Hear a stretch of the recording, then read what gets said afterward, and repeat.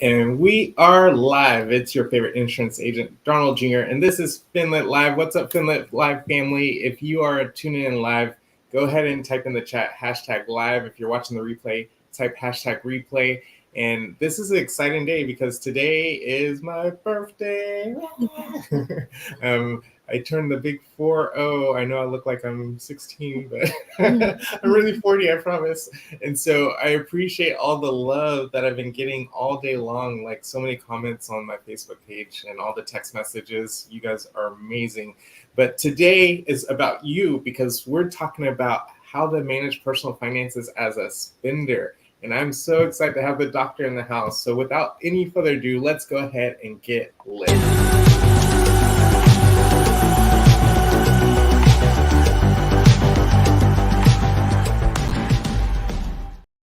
All right, so today we have on the show Dr. Franchelle Caesar. Hey, doctor, how's it going? Hey, how are you? Happy birthday. Thank you, thank you. So before we get started, go ahead and introduce yourself. Who are you, where are you from, and what are you up to?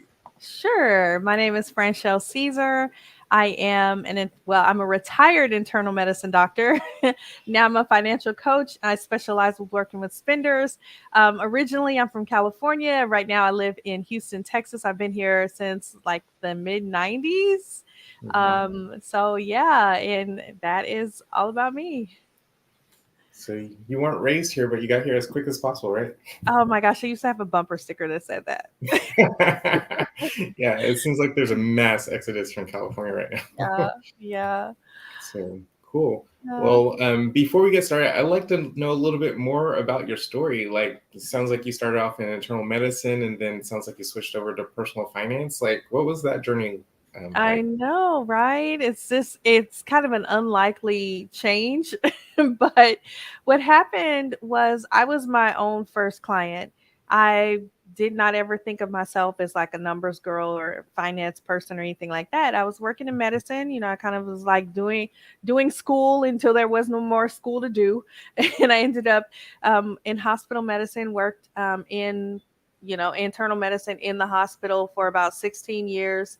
um, wasn't really feeling fulfilled, but just kind of going through the motions. It's not like I like really liked it or felt, terribly suited for it, but it was my job, so I did it.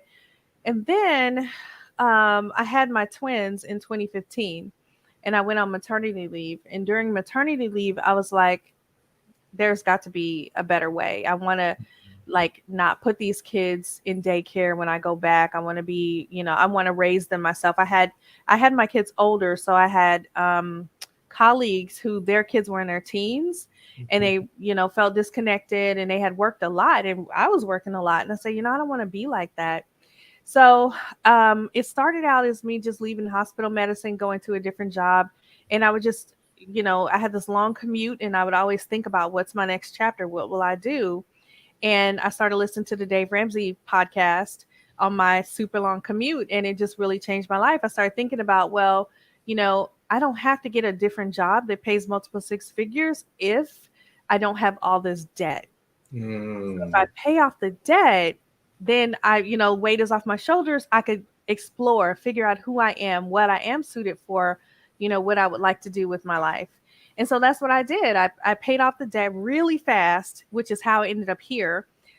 Because once I paid off the debt, I was still like, no, what shall I do? It didn't even dawn on me. But other people were like, how'd you pay off all that debt so fast? And I was like, oh, I just got really organized and I just did it.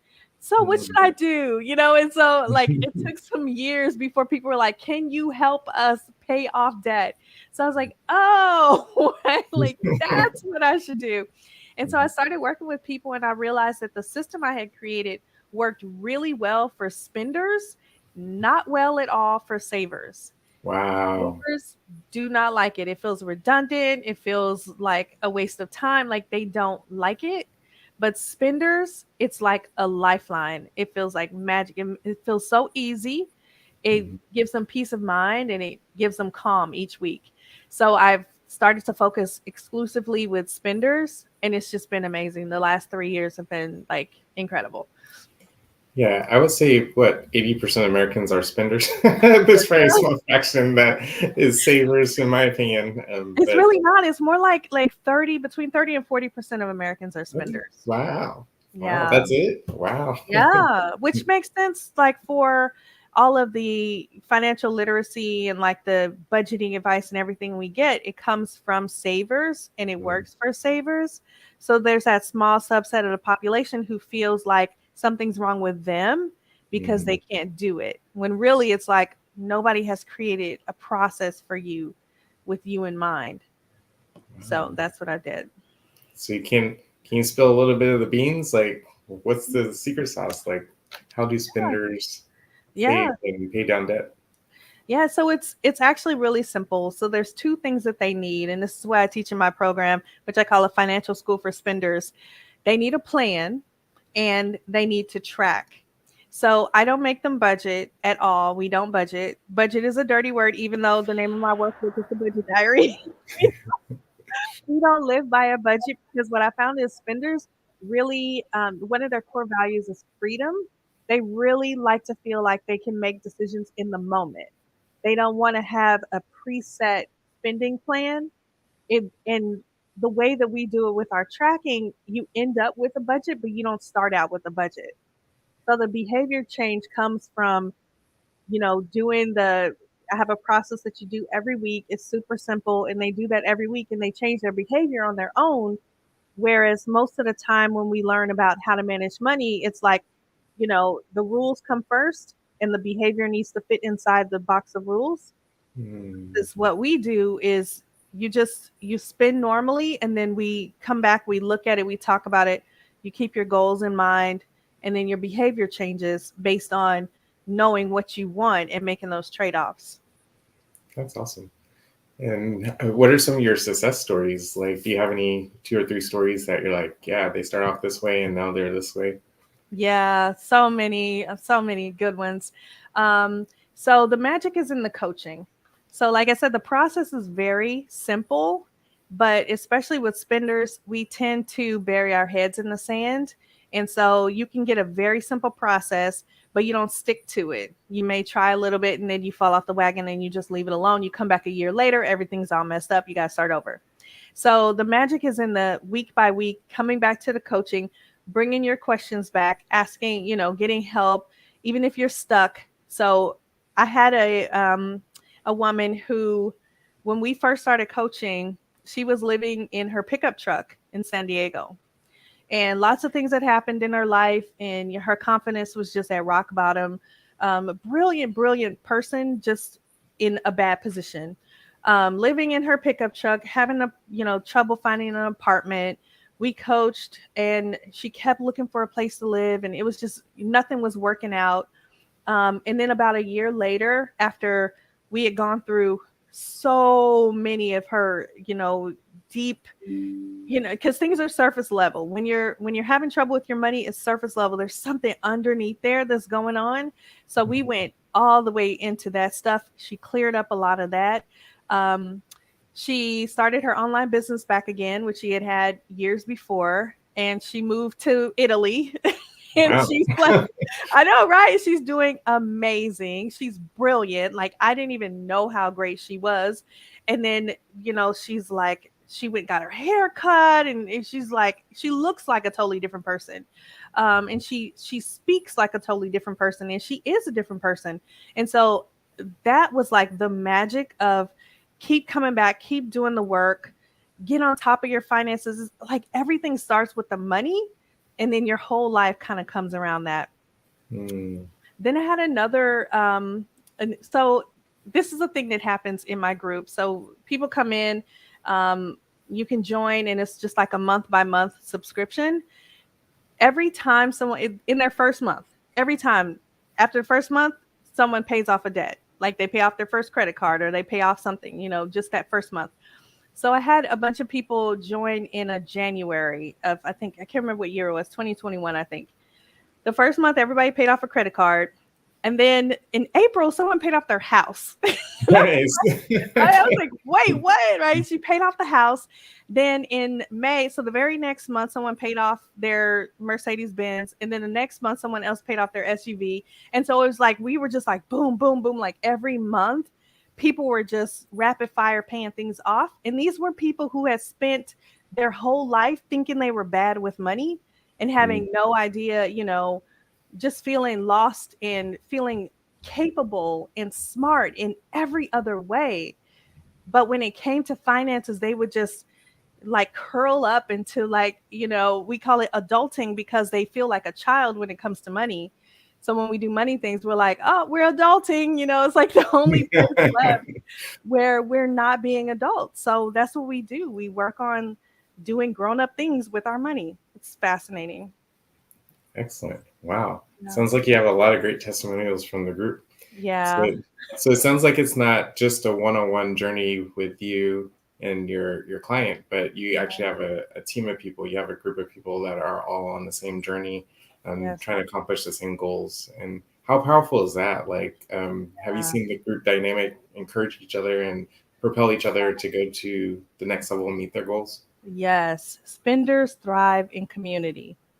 And one thing that I think happens when you're on a debt payoff journey is it becomes very private and very secretive. You know what I mean? Like, you don't want to talk about your debt. You don't want to talk about anything with finances because it's like this shameful thing. How did I get myself here?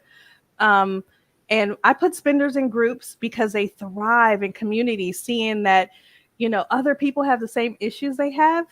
And we Mhm. have things in common. Like if you're not a spender, you probably won't know this, but spenders don't open the mail. Hmm. We just don't open the mail, right? Like Okay, there I is guess so that. somewhere, yeah. If you have in your audience right now, you're a spender. If you have a drawer somewhere or a box in the laundry room or somewhere where there's like a whole lot of mail that's hidden because you don't want to look at it. Like that's Hmm. one thing that people come to me and they don't want to say it. And I'm like, you don't open the mail, do you? And they get in the group and they see that other people aren't opening their mail, right? Hmm. And so things are slipping through the cracks and there's late fees and all this stuff and they feel shameful. And Hmm. we work on that. And I have a process built into my program that teaches you what to do with the mail. And now you're adulting so hard. That's awesome. That's awesome. Yeah. So do you find, like, I'm really big into studying people and human behavior and personality styles. Do you find that it's a certain personality style that tends to be a spender, or is it all the personality styles and it's just whatever life choices they choose? It really is all across the board. It's all across the board. I'm really proud though of I have a lot of people with ADHD who join my program. I'm really proud of them because it's hard, to number one, um, kind of overcome that feeling that something, is different about your brain, that you can't get this. They take a chance to come on a call with me and they see I have a lot of people in my group with ADHD that really the process calms them down. Like the process slows their brain down and lets them focus, and they love that. So Mm, that's one thing that I found that I wasn't expecting that so many people would be like, you know what, I have ADHD. I don't know if this is gonna work. I'm like, guess what? Like half my half the class has ADHD. That's amazing, right? So mhm, that's one thing I noticed. But apart from that, it's just all different, personality styles and different professions all across the board and different income levels. I have mhm, someone in my group, like I told you about the one lady who was living in the back of her truck, and mhm, I had another lady, and they're same group, right? We're in a Zoom room. There's like 15 people in a Zoom room. You have one person zooming from the back of their pickup truck, and then you have hmm. someone who is multimillionaire, right? Wow. Like high net worth, and they're both having the same issues. They can both speak Wow. to the same mindset issues. So it goes across the board. It doesn't matter how much money you have. It just, it's the thoughts and it's the way society has, you know, conditioned us to think about money, and Mhm. spenders need permission to think the way they think about it and let that be okay. So there's no shame in their game, right? No shame. So obviously you shared a couple success stories, but I'm pretty sure you've had people that started the journey and it didn't quite work out well for them. So what do you feel like were the obstacles for those types of people that they weren't able to overcome and break through and achieve their goals like y'all were trying to accomplish. Yeah. So I always tell people if you show up, that's all you have to do. And so sometimes I'll have people on consultations and I can kind of tell, like, usually if they're hesitating about joining, it's because there's like a self trust issue. Because a lot of spenders have issues not trusting themselves. And they're like, why should I spend money on a program? I don't even think I'm going to do it. And so I always ask them, what do you think you have to do? How long do you think it takes for you to work the program? You know, what exactly do you think is entailed? And when they tell me, I try to reassure them that all they have to do is show up. That's it. Because what happens after, like, if you just come in the room, even if you don't say anything, someone else will say something that'll help you when you move forward. And a lot of times I'll coach on, because I teach them a process for managing the money in just 1 hour a week.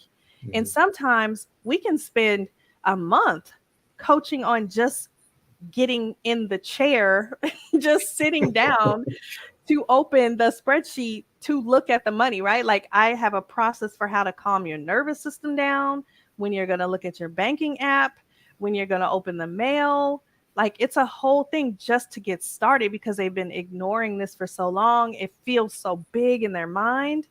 And so I have some people, unfortunately, who just don't show up.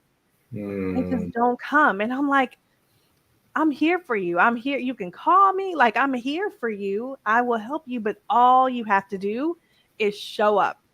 So it's like, it breaks my heart when that's the one thing they have to do and they don't do it. But, I have to let people, be on their own journey. I can check on with them later and say, you ready to come back and that kind of thing. And doors always open. But, I can't come to your house and put you on a Zoom call. That's the only thing. Right? Yeah, I Yeah. always say the best ability is availability. That's it. Yeah. The best ability is availability. So That's that's half the it. battle, is just showing up. And it seems like that's a theme of a lot of the guests that I bring on the show. They're Mhm. like, just get started. Let's get Just get started. started. Just take that first step. That's the hardest part is just deciding that, like, okay, I'm going to do it. I'm going to come to the call. I may not have my camera on. I may not, be completely prepared. That's okay. Like, I don't expect you to know how to. A lot of people, they'll think as soon as they join, it's just like my brain should download into their brain and then they'll be ready. And I'm like, no, it's baby steps. All you have to do is come here. We'll take it from there. Yeah, absolutely. So we'll take a question from the audience, and this is a great segue. He says, how do we get in touch with this program? That's a great question. So actually you can text me. I'm on Instagram too, but you can text me. Um, you ready? You want my number? Sure. 281-612-1225. Excellent. So And they I'm just on reach mhm. out directly to you.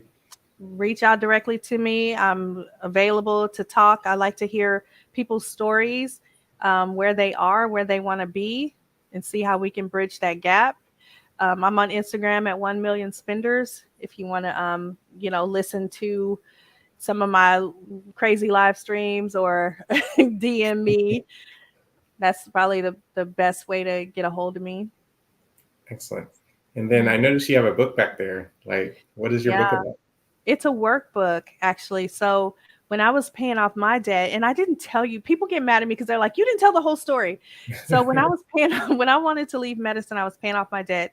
I had $624,000 worth of debt. What? Yeah, it was a whole situation. And I just I just got really organized. I grabbed this big like calendar, those huge wall calendars or desk calendars from Office Depot. And I just started like plotting out all my spending. I had never looked at my spending before because I was making money. I was like, bills are on auto pay. I'm making money, no big deal. But I was like, I need to figure this out. I need to see if there's a pattern. I need to figure this out. So I like was working on my money every day, trying to figure it out. And I came up with a system for managing it that didn't feel restrictive. It didn't feel like a budget. It didn't feel like anything I had done before. And I had a homemade planner. I would print it out every month. And so I paid off my debt in 2019. In 2021, I had it, fancied up like professionally. They took my homemade planner and they professionally created it, and I had it published. So this is available on Amazon, but it is literally the way that I paid off over $600,000 worth of debt in 1 year. Like it literally took me Wow. 12 months. Wow. How I much know is it's the book? You should charge a 21.99. 21 night. Oh my gosh, you should charge $1,000 for that book. Man, that's a steal of a deal. It's the whole program is too. Like I try to tell some people get it right away. They're like, I need this. And some people don't realize the power in starting with your money. Your whole life changed. Your whole life can change. I got 2 promotions in 2 months, like because you Nice. get organized and you get focused and people notice it. You're a different person. So yeah, it's amazing. It's a huge life transformation. Awesome. Well, I appreciate you for being on the show. Do you have any parting words for our audience? I guess the theme of it is just get started. Just start somewhere. If there's a place in your life, you may not be a spender. There may be some other place in your life where you feel like you're adulting so hard everywhere else, but there's this one part of your life that does not feel like you want it to feel. First, declare that you're going to make a change in that area and then find someone who can help you. Find someone who's been there. Like I have walked through the forest of debt. I will hold your hand and walk you through it. You do not have to walk alone. Find someone that can help you. Excellent. Well, we did get another question from the audience, and so let's bring it on. It says, do you think your program can help small business owners? That's an interesting question. Absolutely. Yeah, it's so funny. I have a lot of small business owners in my program, and actually, the process that I teach helps you manage your personal and your business finances. Even in the book, there's 2 parts to the book. The first part is personal, and the second part is business. Um, and it's to help you get focused and kind of clarity and organized, because a lot of times people have all their stuff all commingled and they're trying to figure it out and it's just overwhelming. So in my program I address that so that you can actually be focused on your personal, focused on your business, which helps you create more income, right? Because you actually, if you have a goal and you're trying to hit the goal but you have no idea where you are because you didn't see, you're not tracking your revenue, so you're like, am I close, am I far? And the fascinating thing is when you can see how close you are to it, it makes you more like excited to like, oh, I just have $2,000 more, and then how can I get that today?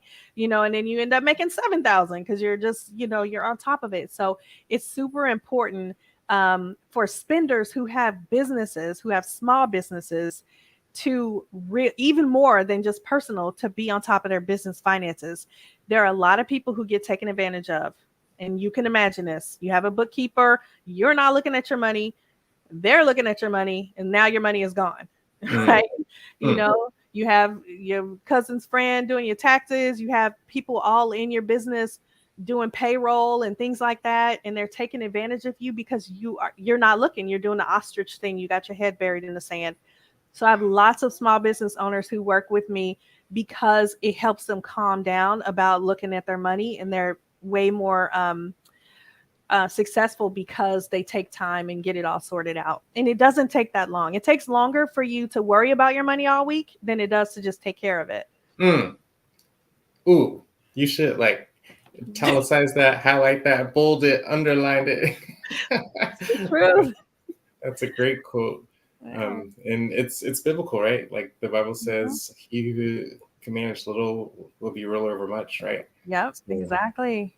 It's all correlated. Everything's connected. Absolutely. Well, I know you have a busy schedule, so I really do appreciate you for jumping on the show tonight. And hopefully this is a resource you could share with your future clients. And hopefully this show generates some future clients for you too. Thank you. It was amazing to talk to you. Thank you for inviting me. Absolutely. And so if you got any value out of today's show, go ahead and smash that like button. If you're on YouTube, go ahead and subscribe to FinLit Live, because this is the show where we talk about personal finances, because college doesn't talk about it, high school doesn't talk about it, elementary, middle school doesn't talk about it. And so this is the show where we talk about it, because if you have knowledge about how money works, then you could do better. But it's not just knowledge. Like Dr. Caesar mentioned, you have to apply it. You got to get started. You got to put the rubber to the road. That's how you grow. That's how you go to that next level in your personal finances. And so let's take the power back, because if they keep us ignorant on how money works, then they have control. But you don't have to be ignorant on how money works. And so that's the purpose of the show. So if you value that, go ahead and subscribe to Finlit Live. Share this with your friends and family. If you know somebody has a mountain of debt, this is an excellent show to share with them. And I know there's a ton of people that have debt out there. And this is the worst time, one of the worst times to have debt, because the interest rates are going up and up and up. And it doesn't seem to be slowing down, because the Fed is not slowing down on raising interest rates right now. So now's the time to get out of debt. So share this show with your friends and family. I appreciate you guys for tuning in, and I appreciate you guys for getting lit.